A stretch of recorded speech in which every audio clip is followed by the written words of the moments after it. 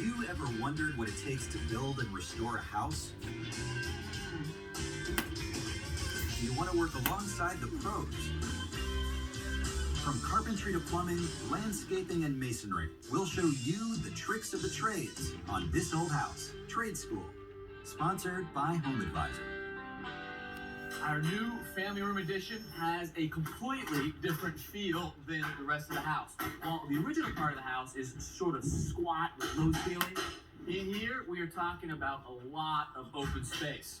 We have got views through a bunch of windows.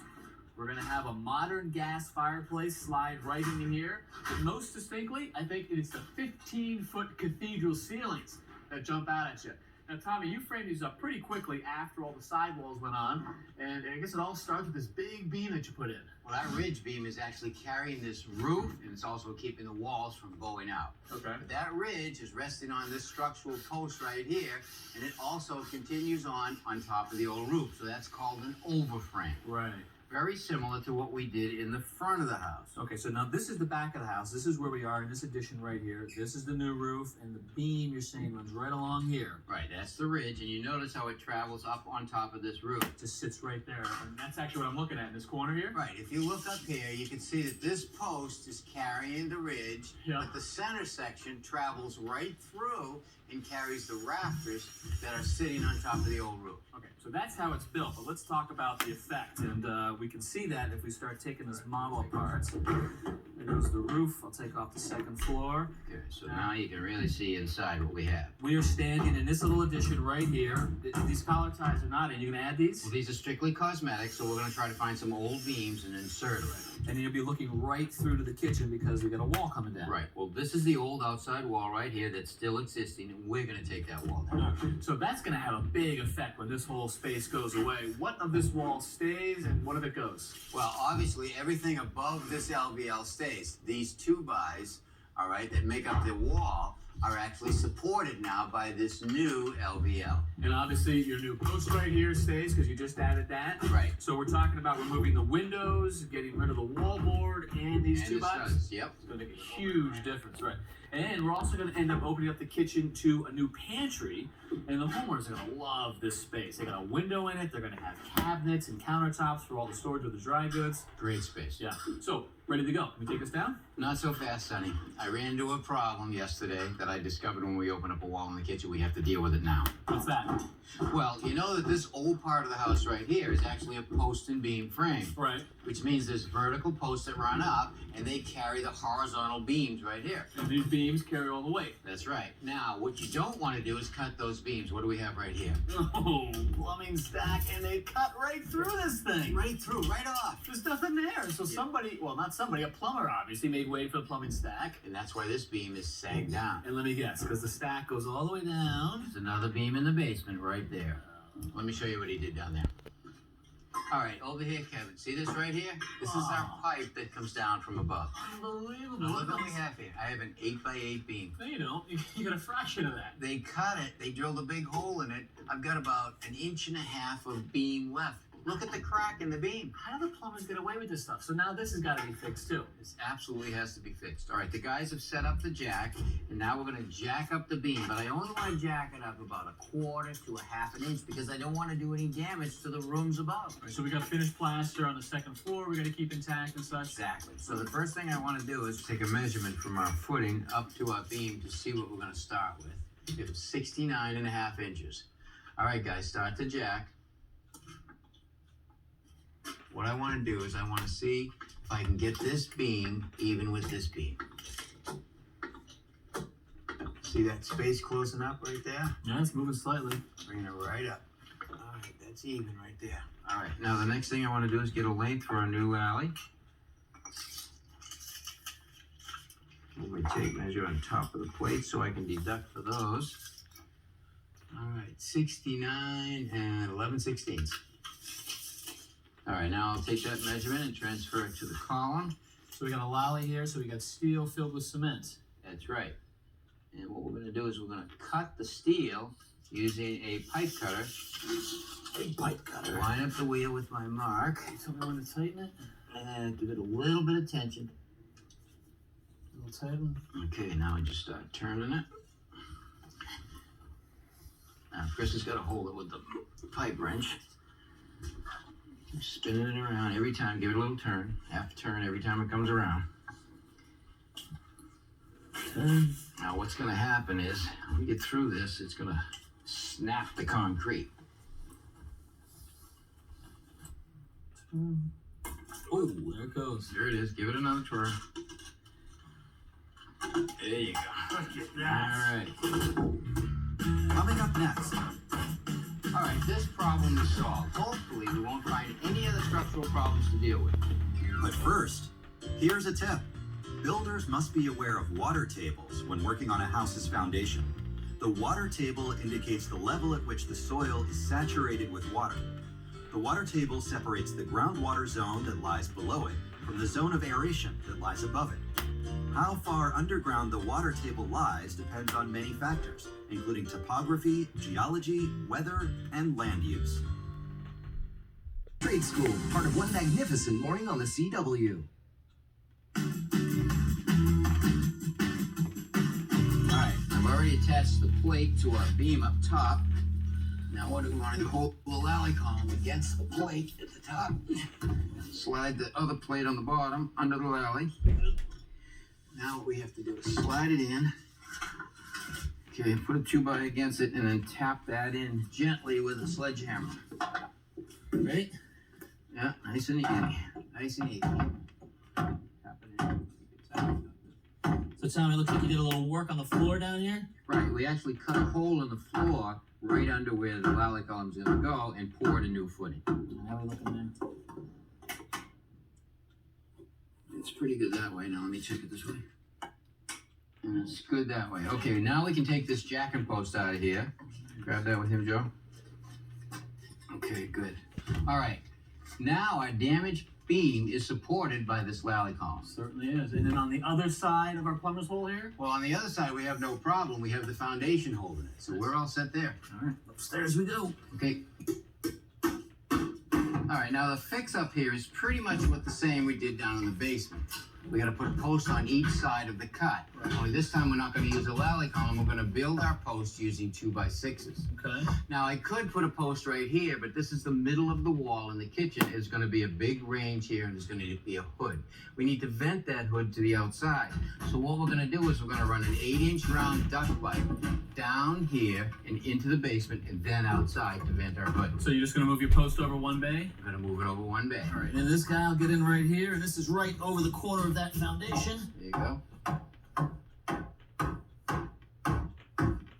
right, that's good. Pretty good. We'll get the other one against it.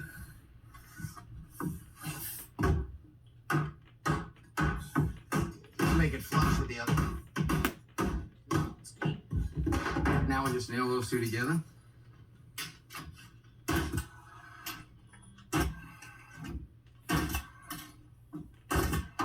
All right, flush up here. All right, tack this together.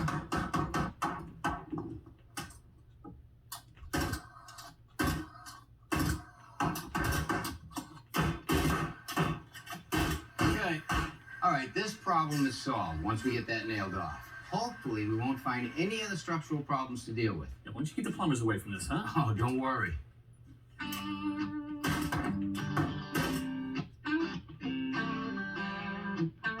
Here in the old part of the house, we haven't had window sash in these openings for several weeks. That's because we're getting all of the old windows restored. And Norm went to check in on that process. So, Allison, you specialize just in wood windows, right? Correct. But of all styles. Of all styles, of all periods, really. We have in here one that is from a house nearby in Salem. It's a fan light that goes over a front door. And it was in really rough shape when it came in. So now you're going to make a couple new pieces and bring it back to life again. Indeed, every single piece of glass in this window is broken. But luckily, we have this inventory of windows that have already been ripped out that we can use for glass and parts. Oh, so you salvage glass from these old sash? Correct. Okay. So this is one of the examples of one of the oldest sash we have in here. This is probably from 1730s, 1740s. Yeah, look at how thin that sash is, only about an inch. It's about like your windows. And it's a 9 light over a 6, which is a little unusual. Correct. And the upper sash is fixed. It was never designed to move. This window here is probably from the 1870s, 1880s. It's a double hung, both the upper and the lower sash would work, but this one's been fixed in place. Obviously, it needs a bunch of repairs to it. And this is an even newer window, probably 1930s, 1940s. It is a working double hung window, and this is a 2/2 window. Right. Now, you removed all the sash from our house in Bedford. They're not in the greatest of shape, but you're going to fix that for us, right? We are. Here's a quiz. What is torque?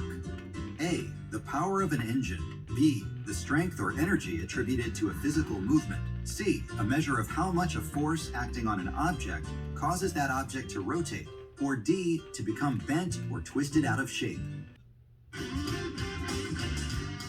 Torque is the cross product between the distance vector and the force vector. Torque is why a longer wrench gives you more leverage. Here are some of your window sash here. Well, you know, we've worked on a lot of window sash over the years at this old house, and this is typically what you find. Thick buildups of paint all around the sash, glazing that's either inadequate or it's too big, and glazing that just pops off. And you never know the condition of these joints until you strip away the paint, and that's a chore because we've stripped it with chemicals, we've scraped it, we've even sanded it. It's a tough job. It is. We have a new tool, which we use, called a steamer. A steamer. A steamer specifically designed to work on window sash? Yes. The windows go in for in pressurized steam about 220 degrees, and they're in for about 15 minutes, and then they're ready to scrape. So one of the first things we do is we take off the glazing putty. We try to save as much of the antique glass as possible. Wow, look at that. That comes right off. I'll tell you, this is a great time saver. So now you're worried about the wood of the sash absorbing moisture when it's in the steaming box? It's not in terribly long. If we do find that the wood fibers are rather soft, we'll just set the window aside and work on it when it's drier. Here, let it dry. Wow, I wish I could have... Look at that, the glass pops right out too. Glass comes out really easily. So are you able to save most of the glass, or do you get a lot of breakage? We do. It depends on the type of glass and how old it is. Sometimes it breaks easier than others, but most of the time we get it all out. And you're working on a downdraft table here, so that absorbs any dust, sort of protects the workers and keeps your shop clean. Exactly. I noticed that some of the glazing appears to be red. Yes. We often find the glazing was tinted depending on what the interior finish of the window was. So if it's red glazing, chances are the window was originally varnished on the inside. We often find black glazing if the window was black or gray on the inside. So you're just matching the glazing to the interior finish color. Correct. Makes sense. So once all the glass is out, then we can get to work on scraping some of the other surfaces. Oh, look at that. That's amazing. No dust, no smell from chemicals. And it does a very clean job. It's right down to the bare wood. And you're right, the wood doesn't have any moisture feel to it. It's very dry. No, and you can see slight evidence that it had a varnish finish on the inside Yeah. before. So once the window's stripped, we bring it to the next stage, which is repairs. And what's the most common repair that you have to make to these sash? This one here, mutton bars. Really, this piece? It's the exterior of the sash, so it gets all the weather. They're very thin little pieces. They tend to get damaged very easily. Right, like this one's broken off, and if you don't have that restored, it's very difficult to glaze the window. Exactly. These bars do function. They hold the glass apart, and they give us a line to glaze the window to make that nice beveled edge. So you're just using an everyday piece of nice, good quality pine? Yep. It's just there for structural reason. It's not the most historically significant part of the window. Okay. So here we're putting a bead of glue on so that it gets a firm adhesion to the original sash. And today's glues will hold up really well. Right. Looks great. Tape holds the mutton down nice and tight to the wood so that when it cures, it's a good seal. Can't really fit a clamp in there. No. And when it dries, it'll be just like new. It will be. So once the windows are repaired, they come in here and get a final sanding. We make sure all of it's smooth and clean and ready to go. They get primed from here, and then they go on to glazing. Okay. So as you can see, Kathy is fitting the glass. We've taken it out, we've cleaned it, and now we want to make sure before we start glazing that it actually does fit They into all the fit. openings. Yeah, those fit beautifully. And again, most of this is the original glass. If there was a piece broken, we take some out of our inventory, cut it to fit the windows. So now we need to bed the glass. Right, first step. It's an oil-based putty. We like it because it's very easy to work with, and it cures very quickly, so we can move on to the next stage, which is painting quickly. Coming up next, We have to take this wall down. I had to test the lead. The window trim has lead in it, so we have to suit up.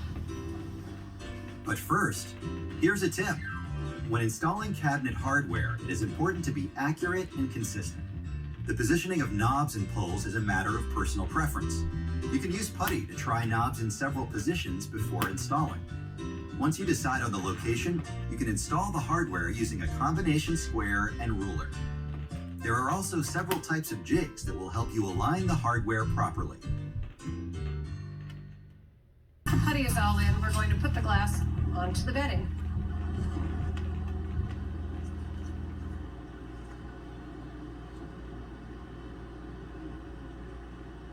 Now from here, normally, we would push down to get the glass all the way bedded onto the glass.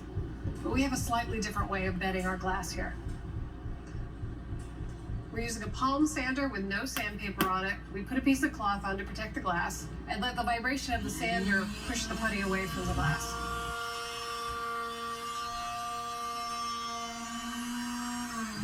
That's a great tip. I mean, the bedding is nice and even, the thickness of it. I'm always afraid that I'm going to break the glass as I'm trying to push it down into place. I'm going to be using that. So now we're ready to point the window, and we use very small points because these are obviously very delicate windows. So now we need to set the points so that they are back and away so we don't see them on the other side. For that, we use a glazing hammer. So the next step is we'll put the final glazing in. Again, we put it in fairly heavy because we're going to tool it off. What we're looking for is to get this nice angled bevel so that the water can sheet off the glass. And we also want it to be narrow enough so you don't see it from the other side.